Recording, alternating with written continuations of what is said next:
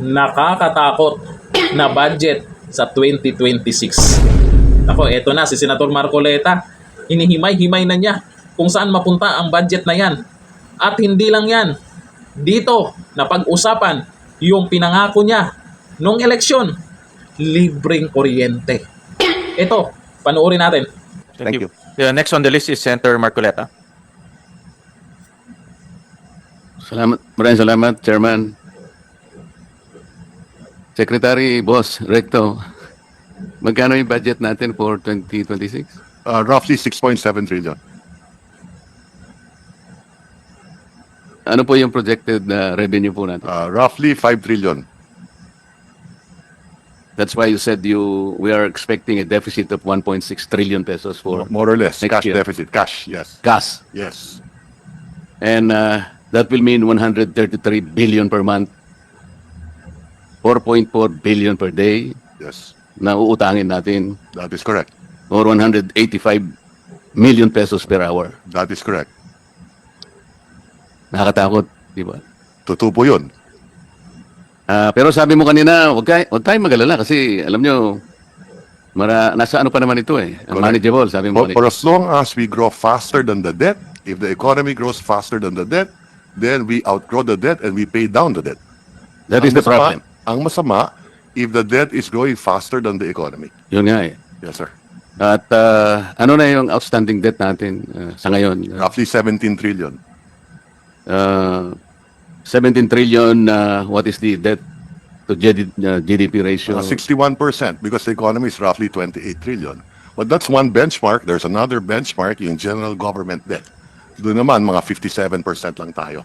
At katulad nung nabanggit ko kanina sa presentation ko, meron naman tayong upgrade sa ating mga rating agencies dahil nakikita nila na the economy is still growing faster than the rate of our debt. Kasi Ang mahalaga, we reduce the deficit over time. yung aking mga kaibigan na mga pessimists, sabi nila, alam mo, yung comfortable na ratio is 60%. Ngayon, Tama po yun. Nung araw, na-breach mo na yung ano eh, parang lumampas na tayo ron. depende yan kung ano ang debt mo. Katulad nung nabanggit ko kanina, 70% of our debt is domestic. Hindi, 69% na sinabi mo kanina. Oh, 69, 70%. Roughly, Okay, 70%. roughly. Yes. Kasi tinatandaan ko lahat ng sinasabi mo. Tama Boss. po yan. Tama po yan. Ganito So, eh, 69% ang okay. domestic. Oh. Ang sabi mo kanina, pumayapa tayo because, you know, ang domestic natin ay 69%. At Correct. lahat naman ng yan ay napupunta na dagdag na kita ng ating mga kababayan. Utang natin sa ating sarili. Tama po yan. Yes, sir. Ang problema, kamukha nung napapatunayan sa aming mga pagbubungkal nitong mga flood control, mukhang yung mga ibang nauutang natin na ito nga ay naitatawid natin sa mga projects, lalo na yung flood control. Kahapon lang na naka-establish na kami ng dalawa na ghost projects. Ang totoo niyan, binubungkal namin, there are about 60 potential flood control projects na ghost. So, kasama dito ay itong 69% hindi bumabalik sa kita eh. Kasi puro ghost ang nangyayari. Ito yung nakakatakot, Secretary. I agree with you. At katulad nung nabanggit ko kanina, we have to grow faster than the debt. So halimbawa, kung yung flood control yan, nagastos ng tama yan, mahigit 200,000 trabaho na ibigay sa ating mga kababayan. At siguro yung ekonomiya natin hindi lang lumago ng 5.7% o 5.9% in the last 3 years on the average, kung hindi masigit pa. So, nakakalungkot talaga itong problema sa flood control. At siguro, meron din akong gustong, kung mamarapatin po ninyo, maybe I can show you one slide dahil baka makatulong sa ating committee. Maybe you can show the DPWH slide. Meron akong slide na nakita at tayo naman, matagal na rin tayo sa Kongreso at sa Senado at siguro ito makakapagbigay ng konting kaalaman kung bakit siguro lumaki yung flood control projects.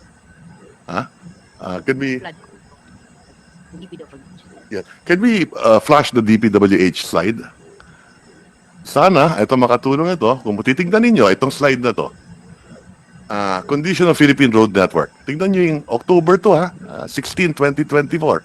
Yung national road natin, kung titignan ninyo, total kilometers, Sa 35,000. flood control na lang kasi, flood control lang sinasabi. Hindi, precisely my point. Tignan ninyo, national road, 99.1% tapos na.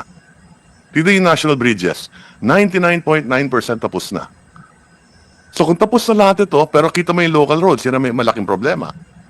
So ang nangyari, linipat, kasi gawa na yung mga national road, napunta sa flood control as part of the core mandate ng DPWH.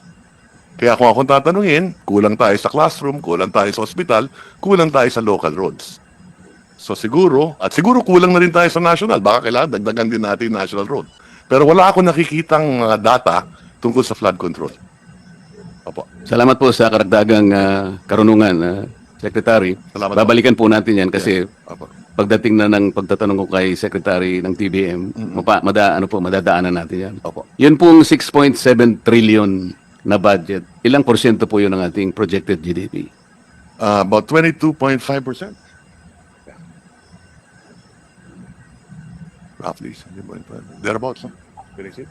Ito yung disbursement. 22%? 22%. Where is it? 21.5? The disbursement, 22%. Yeah. That's 22%. Yes. Yeah. The disbursement is 21.5. And what is our projected GDP? About 30 trillion. 30 trillion, more or less, yes. So we need to grow by how much in order to achieve this? If the deficit will grow by 5.5% this year and the economy grows by, in real terms, by 5.5%, then equal lang. If the But we need to overtake, That's kasi correct. dapat mas mabilis ang growth Correct. natin sa economy. So Correct. what should be the growth, So, ideally? halimbawa, correct. So today, we expect the economy nominally to grow roughly about 7.5% to 8%, nominally including inflation, and the debt will increase by about 5.5%. Another way of looking at it, halimbawa, if interest rates are at 6%, pag umutang ka, and inflation is at 3%, your real cost of money is 3%. Yes. If the economy grows by 6, panalo ka ng 3. Kaya nga, yung 7.3 must be achieved na growth natin sa economy. Anything higher than the rate of debt, At the very least, It's positive. 7.5.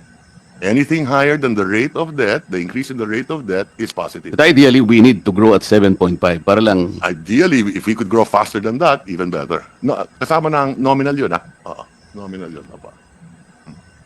yung collection effort natin sa tax, Secretary, Yes. Opo. comparable ba yun dun sa collection effort ng mga Asian countries? Very good Kasi question. baka That's correct. yun ang dapat nating tingnan. That's correct. Very Diba? good question. Yes, we do have a slide on that. The average revenue to GDP ratio in ASEAN is 16.5%. So tayo, nandun tayo sa 16.5%. So Ulit lahat tayo. yung pini-benchmark namin sa DOL.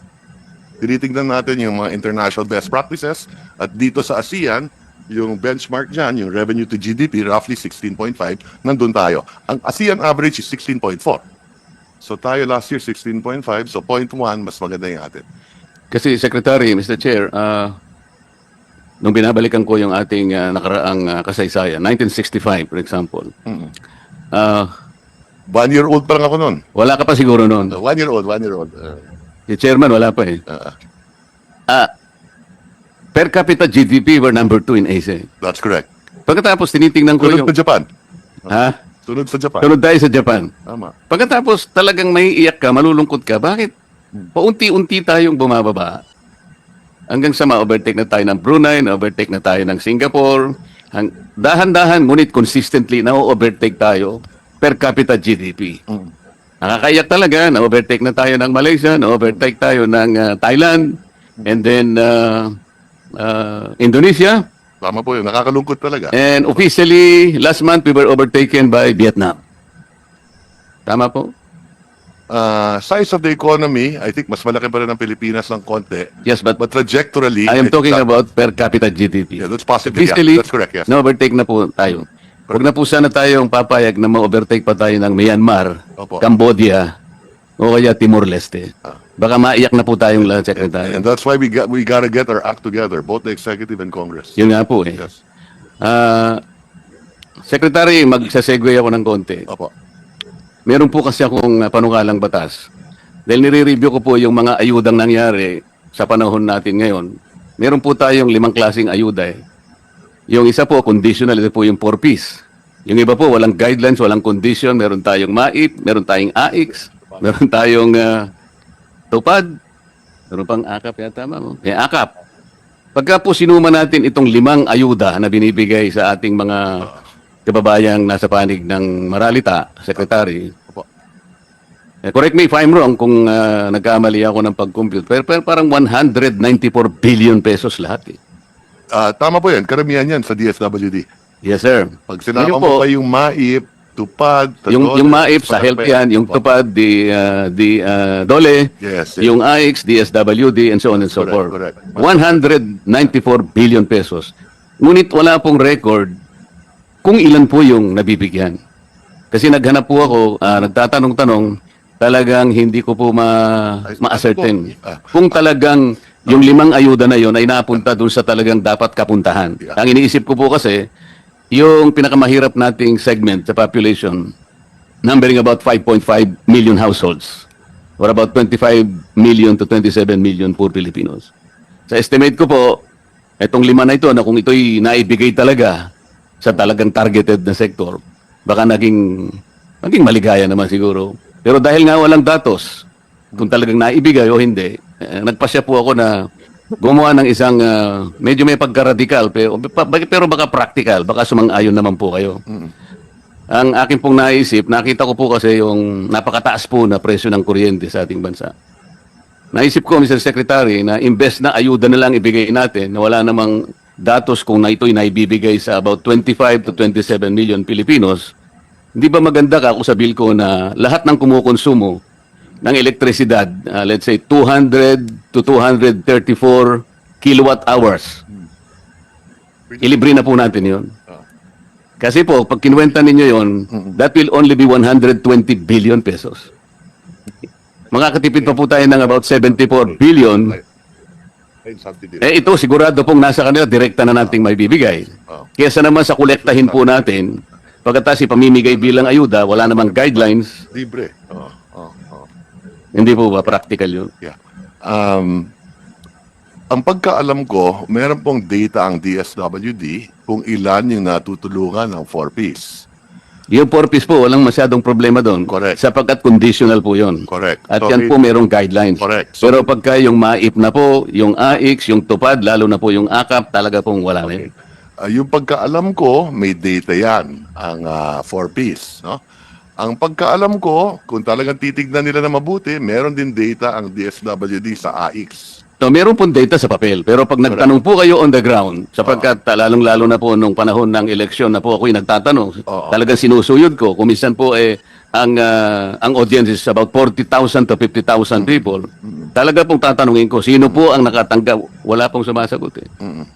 So, kailangan pong ma-check. Kaya ko nasabi na mas mabuti pa yata, mas practical, na ibigay na lang natin na parang subsidy sa kanila. Siguradong mapupunta sa kanila, walang corruption, wala pang magpapasikat na politiko na akala mo galing sa kanila. Ang alam ko rin, doon sa Lifeline Subsidy, meron tayong pagka below 100 kilowatt hours ang gamit mo. Hindi po, meron- 20 kilowatt hours lang ang nasa lifeline po. Ulitin ko Hindi lang. po 120. Yeah, ulitin ko lang.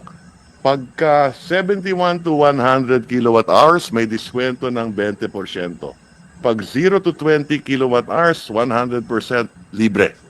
Pagka 21 to 50, 50%. Pagka 51 to 70 kilowatt hours, 35%. Kabisado ko po yung secretary, laderize po yan. Okay. Katapos-tapusan po, ang lifeline, Yes. 20 kilowatt hours. That's Parang ang isang bahay nagsindi ng ilaw isang araw, yung 29 days, hindi na siya gagamit. Pero ang pagkaalam ko dito, hindi napapatupad to. Hindi nga po. Kaya nga, ang gusto ko lang pong sagutin ninyo, mas practical po ba yung iniisip ko na imbes na po ayuda na wala naman po talagang malinaw kung talagang ito'y kinapupuntahan talaga ng targeted sector, doon na lang natin ibase kasi po, Ako, kaya ako binanggit ito, ako isang ayon ako na dapat patuparin natin to at kung kinakailangan, i-adjust natin na mas mataas. ayun, akala ko kasi kontra ka kanina, Hindi, Secretary. isang ayon nga ako eh. At dadagdagan mo pa pala.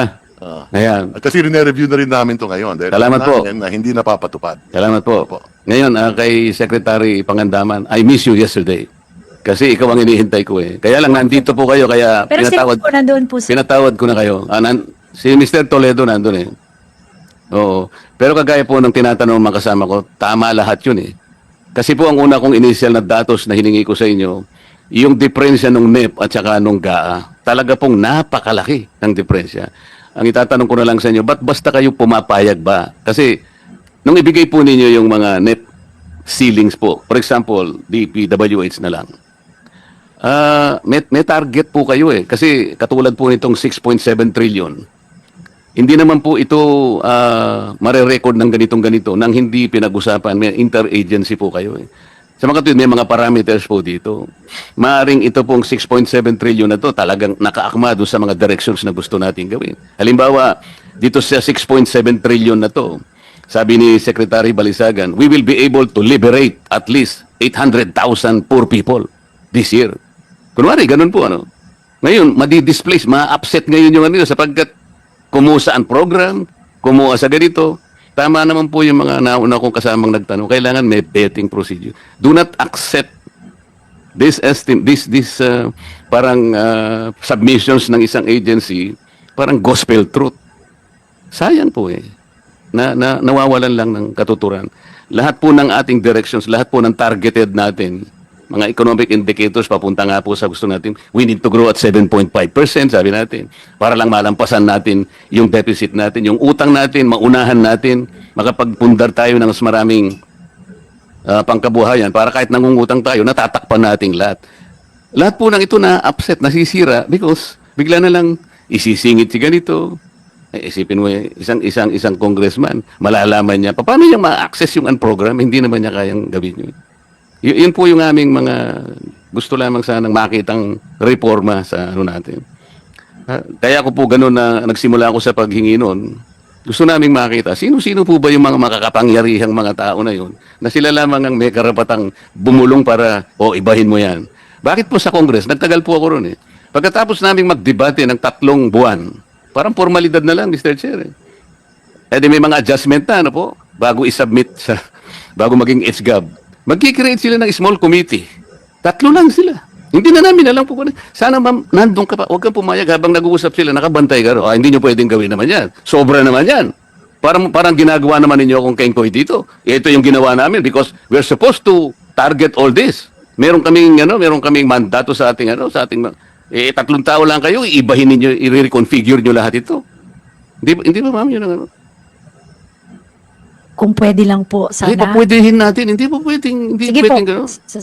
Bakit di ba natin pwedeng gano'n? Nakabantay ka lang doon. Halimbawa, nag-PICAM.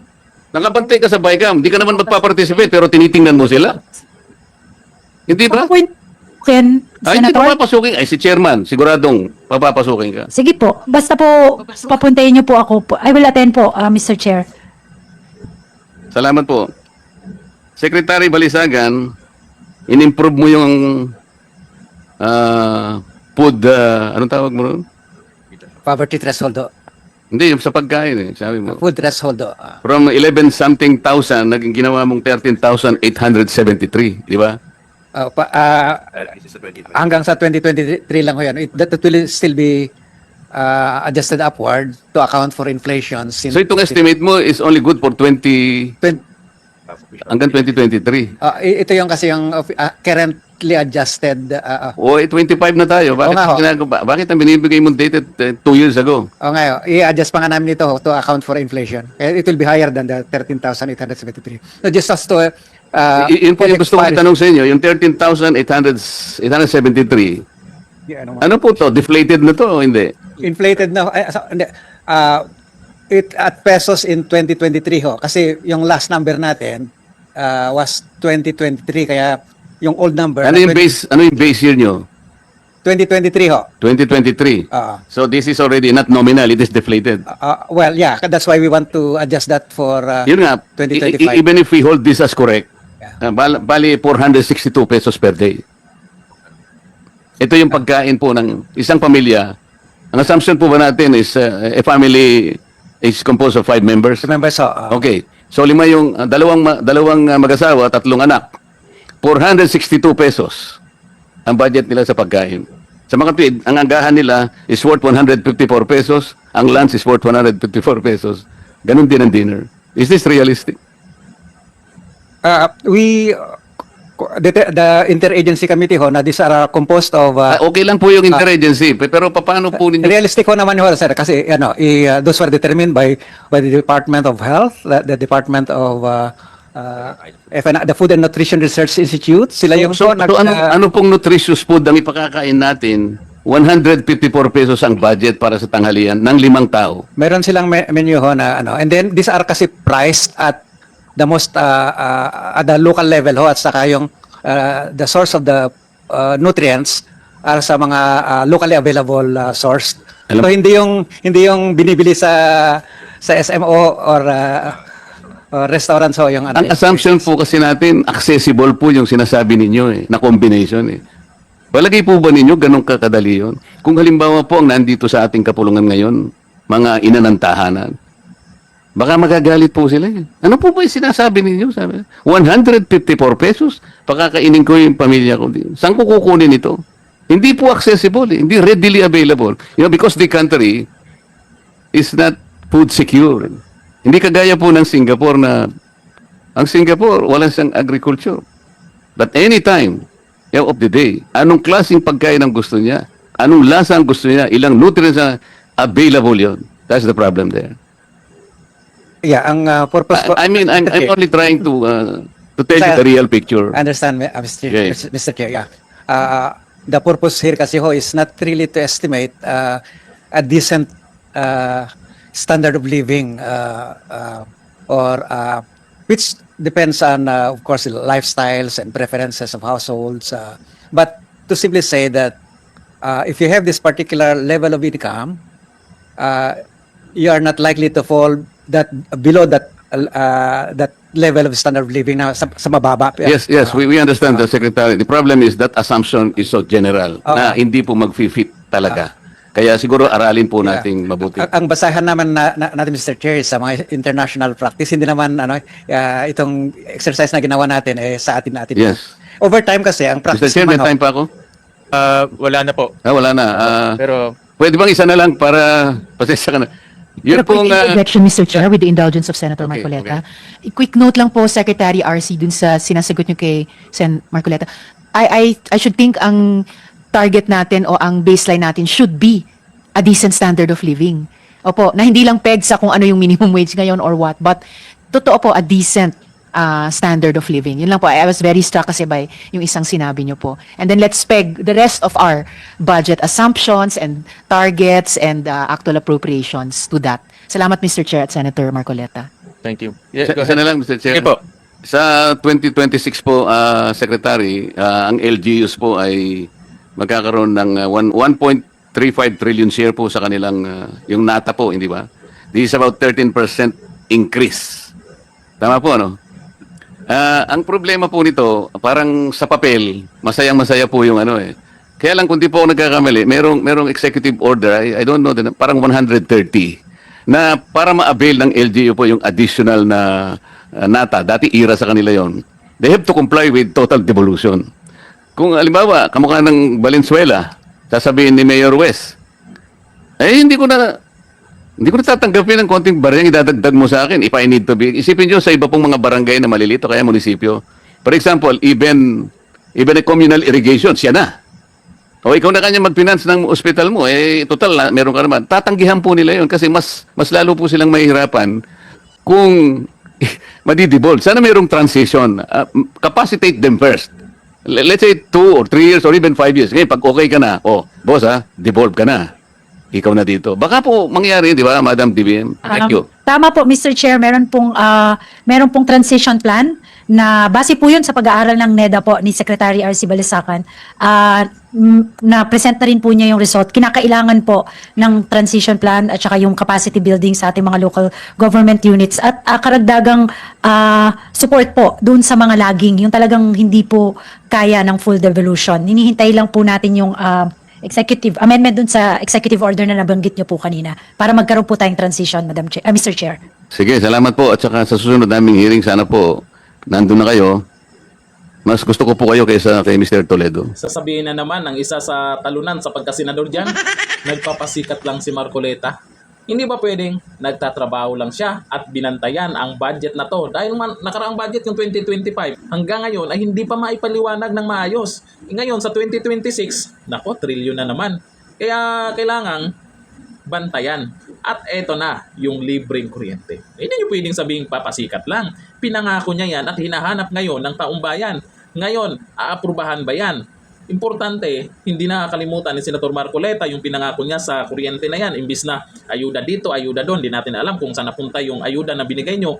Ito ang maganda, yung sa kuryente. Kasi tuloy-tuloy tumaas yung bill ng kuryente. Ay kung may budget man ang gobyerno para hindi mapunta kung saan-saan, ay ito na ang maganda. Libreng kuryente sa 2,000 pababa ata. Yan, mayroong target lang po sila na kilowatts. Pag medyo mataas, meron dyan may discount. Pag mataas na talaga, ay mga mayayaman na yon kasi maraming gamit yung mga yon. Mga negosyante na yung mga yon. Sabi po ni Knowledge Spread by Serve. Grabe talaga si Senador Marcoleta. Kahit anong usapin, kaya niyang pag-usapan. Hindi talaga matawaran. I really salute Senator Rodante Marcoleta. Apogado yan.